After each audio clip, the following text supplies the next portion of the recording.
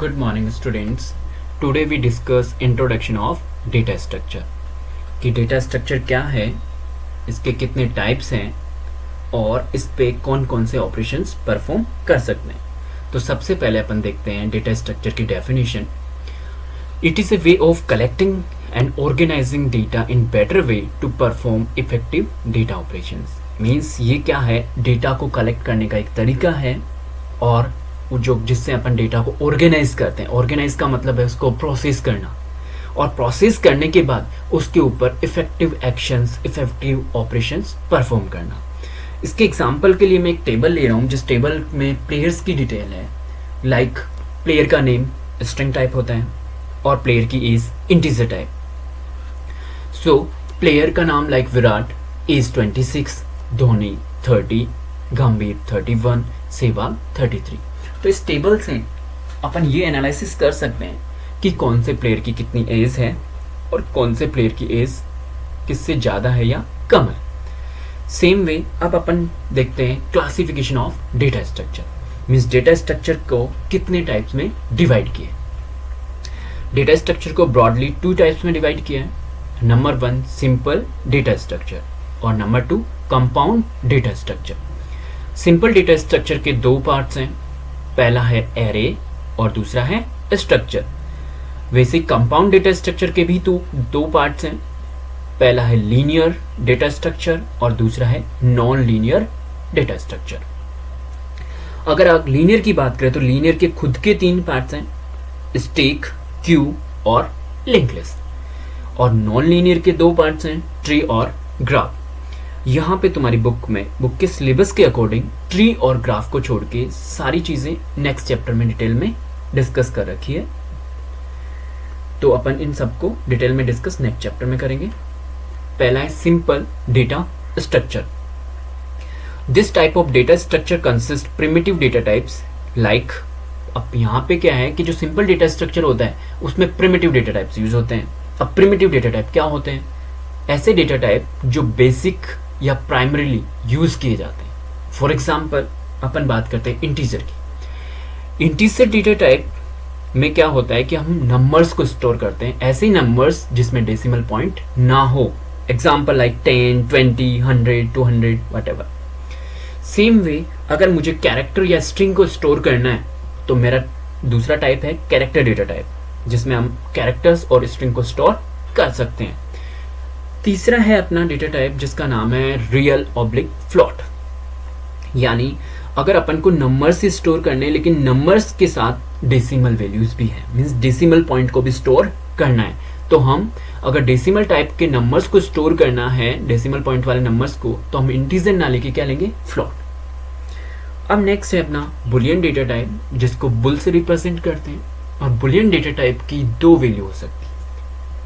Number 1 true और number 2 false.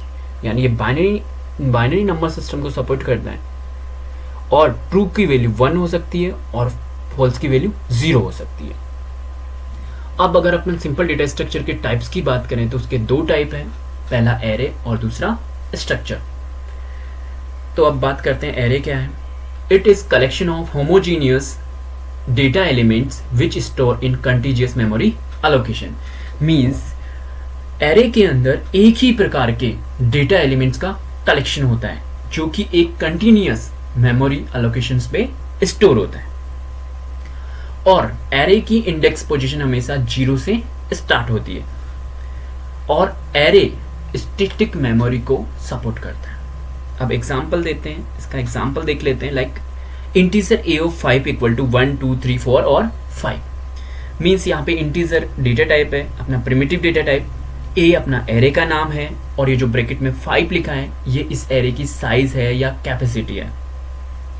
और equal sign को हम असाइनमेंट ऑपरेटर भी बोलते हैं जो वैल्यू असाइन करने के काम आता है. मींस इस एरे की लिस्ट ऑफ वैल्यू क्या क्या है, 1, 2, 3, 4 और 5. नेक्स्ट है अपना structure. It is a collection of heterogeneous data elements. Means ये एरे से जस्ट अपोजिट है. एरे सिर्फ सिमिलर टाइप के डेटा एलिमेंट्स का कलेक्शन होता है जबकि स्ट्रक्चर डिफरेंट टाइप के डेटा एलिमेंट्स का कलेक्शन होता है. Like book consist data about book title, means book की अगर प्रॉपर्टीज या कैरेक्टरिस्टिक्स की बात करें तो सबसे पहले बात करते हैं बुक के टाइटल की, कि बुक का कोई ना कोई टाइटल होता है। लाइक एग्जाम्पल अपना इंफॉर्मेशन टेक्नोलॉजी, या हो सकता है कंप्यूटर साइंस, या हो सकता है इंग्लिश। ये क्या है? बुक का टाइटल, जो कि स्ट्रिंग टाइप की इंफॉर्मेशन है। फिर है total number of pages, total number of pages को इंटीजर में स्टोर करेंगे। और बुक का प्राइस, बुक के प्राइस को फ्लॉट में स्टोर करेंगे। अब बात करते हैं कंपाउंड डेटा स्ट्रक्चर की। It is a combination of simple data structure in more complex form. Means अगर अपन सिंपल डेटा स्ट्रक्चर को, एक या एक से अधिक सिंपल डेटा स्ट्रक्चर को मिला दिया जाए तो एक कॉम्प्लेक्स फॉर्म बनती है, और वो कॉम्प्लेक्स फॉर्म क्या होती है? Compound data structure. Compound data structure के दो पार्ट्स हैं, नंबर 1 लीनियर डेटा स्ट्रक्चर और number 2 non linear data structure. अगर अपन बात करें लीनियर डेटा स्ट्रक्चर की, तो इन this type of data structure data elements form a sequence of data elements and it is a single level data structure. Means linear data structure एक sequence को follow करती है, means इसके element एक sequence में arrange होते हैं, और ये एक सिंगल लेवल डेटा स्ट्रक्चर है। और इसके 3 पार्ट्स हैं। पहला है अपना स्टैक। मीन्स स्टैक एक प्रिंसिपल पे काम करती है जिसका नाम है लीफो, या जिसको अपन लीफो टेक्निक बोल सकते हैं। लीफो का मतलब होता है last in first out. Means ऐसा डेटा स्ट्रक्चर जिसके अंदर जो एलिमेंट सबसे लास्ट में आता है वो सबसे पहले रिमूव होता है। तो इसके एग्जांपल लिख सकते हैं अपन पैक और कार्ड्स।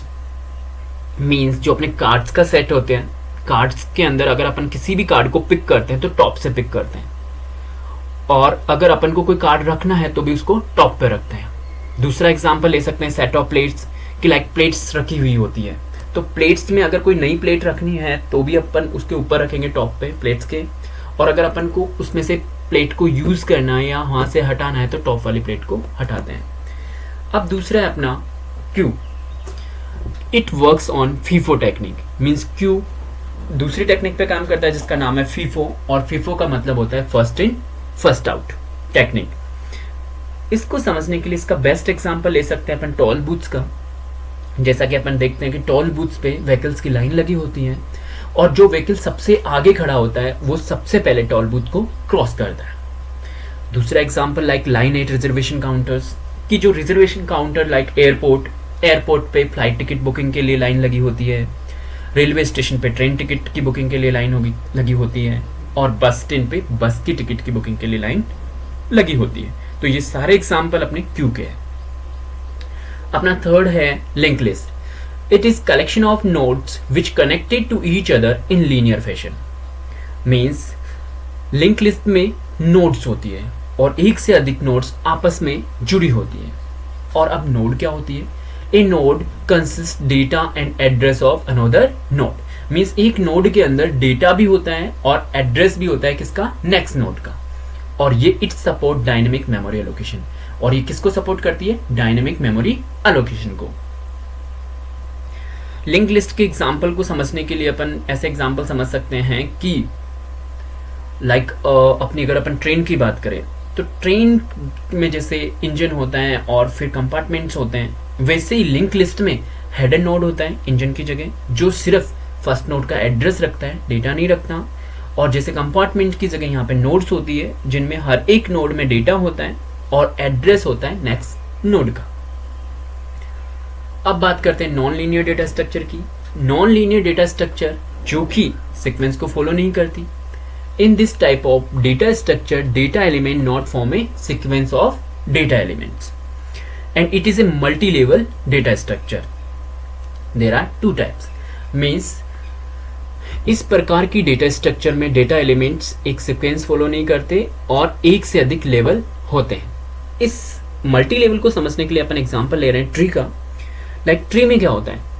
एक ट्री में रूट नोड होती है सबसे पहले, और रूट नोड के नीचे उसका पेरेंट नोड, और पेरेंट नोड के नीचे उसके चाइल्ड नोड हो सकती है। तो अगर ट्री के अंदर रूट नोड और पेरेंट नोड की बात करी जाए तो वो एक लेवल हो गया, और पेरेंट और उसके चाइल्ड की बात की जाए तो दूसरा लेवल हो गया। मीन्स एक से अधिक लेवल हो गए। तो ये किसका एग्जाम्पल हो गया? नॉन लीनियर का एग्जाम्पल हो गया। Tree it is a non-linear data structure which consists different type of nodes like root node, parent node, child node और end node etc. लाइक इस डायग्राम से अपन को ये चीज़ क्लियर हो जाएगी ट्री के डायग्राम से। लाइक यहाँ पे ट्री है जिसमें रूट नोड अपनी ए है और बी और ई उसकी पेरेंट नोड है और बी के चाइल्ड है सी और डी और ई का चाइल्ड है एफ। और अगर अपन एंड नोड की बात करें तो एंड नोड अपने होंगे सी डी एफ, ऐसे चाइल्ड नोड जिनका कोई फर्दर चाइल्ड ना हो या ऐसे नोड जिनका कोई चाइल्ड ना हो, वो कौन सी कहलाती है? एंड नोड कहलाती है। अब बात करते हैं अपन ग्राफ की। It is a non linear data structure which consist node और एजेस, मीन्स ऐसा नॉन लीनियर डेटा स्ट्रक्चर जिसमें नोड और एजेस होती है। अब इस ग्राफ के डायग्राम से ये क्लियर हो रहा है। लाइक इसमें अगर अपन बात करें नोड्स की तो नोड्स हैं ए बी सी डी और ई। और अगर अपन बात करें एजेस की तो एजेस हो गई अपनी E1 जो कि ए और सी के बीच में है, E2 ए और बी के बीच में है, E3 बी और डी के बीच में। सेम वे अपना E5 सी और ई के बीच में, E6 डी और ई के बीच में, और अगर E4 की बात की जाए तो सी और डी के बीच में। अब है operation of data structure, means data structure पे क्या क्या ऑपरेशन परफॉर्म किए जा सकते हैं। The basic operation of data structure are shown below. Like इसमें है पहला अपना इंसर्शन ऑपरेशन, दूसरा है सर्चिंग, तीसरा ट्रेवर्सिंग, चौथा डिलीशन, पांचवा सॉर्टिंग और छठा मर्जिंग। अब इनके ब्रीफ इंट्रोडक्शन देख लेते हैं।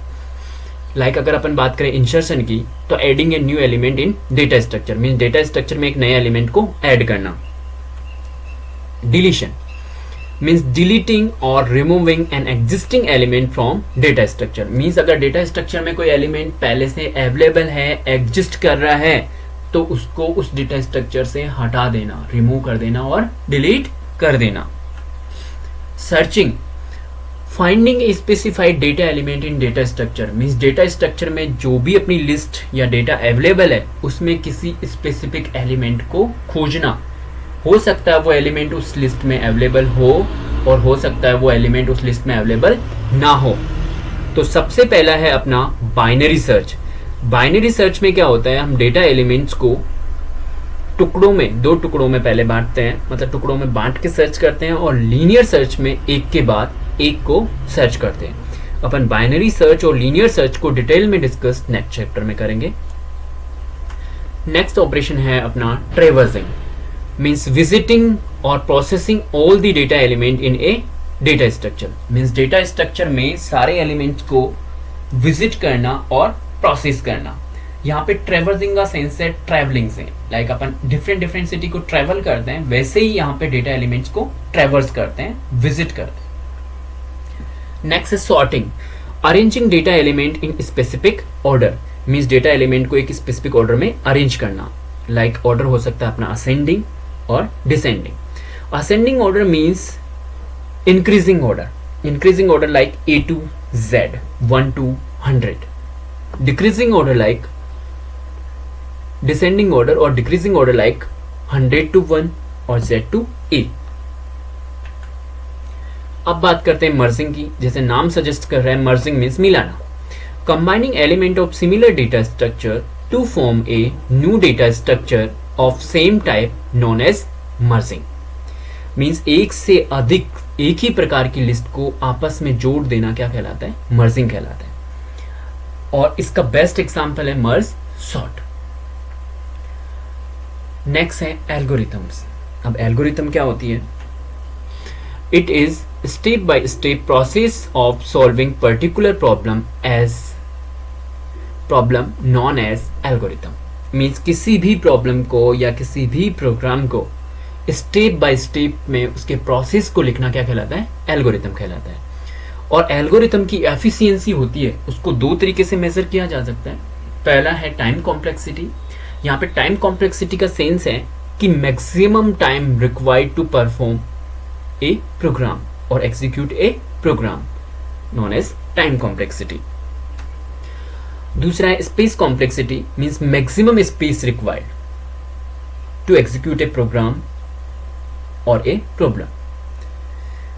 अब बात कर रहे हैं अपन स्पेस कॉम्प्लेक्सिटी की। It is the amount of memory required to execute the program. It's means किसी भी प्रोग्राम को एग्जीक्यूट करने के लिए जो मेमोरी की रिक्वायर्ड होती है वो है स्पेस कॉम्प्लेक्सिटी।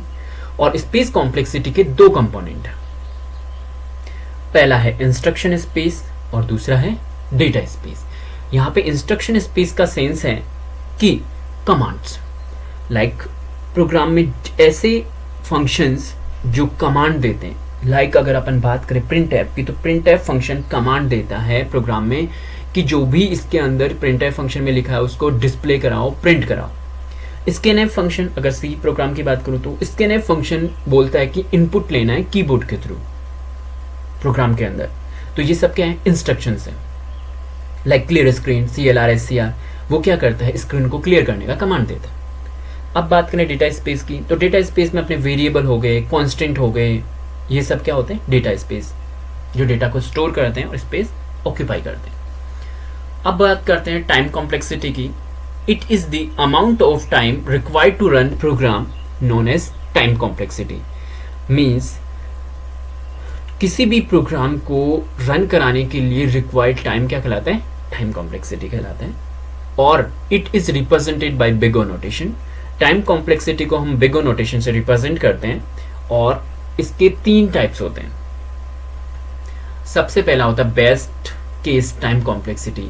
मीन्स अगर किसी प्रोग्राम को एग्जीक्यूट या रन कराने में अगर सबसे कम टाइम लगता है तो वो कहलाता है best case time complexity. Next है अपना एवरेज केस टाइम कॉम्प्लेक्सिटी। अगर किसी प्रोग्राम को रन करवाने में ना तो ज्यादा और ना कम टाइम लगता है तो वो कहलाता है एवरेज केस टाइम कॉम्प्लेक्सिटी। अगर बात करें अपन वर्स्ट केस टाइम कॉम्प्लेक्सिटी की, तो इसमें अगर किसी प्रोग्राम को रन कराने में सबसे ज्यादा टाइम लगता है तो वो कौन सा है, वर्स्ट केस टाइम कॉम्प्लेक्सिटी। अपने फर्स्ट चैप्टर में इतना ही। थैंक्स।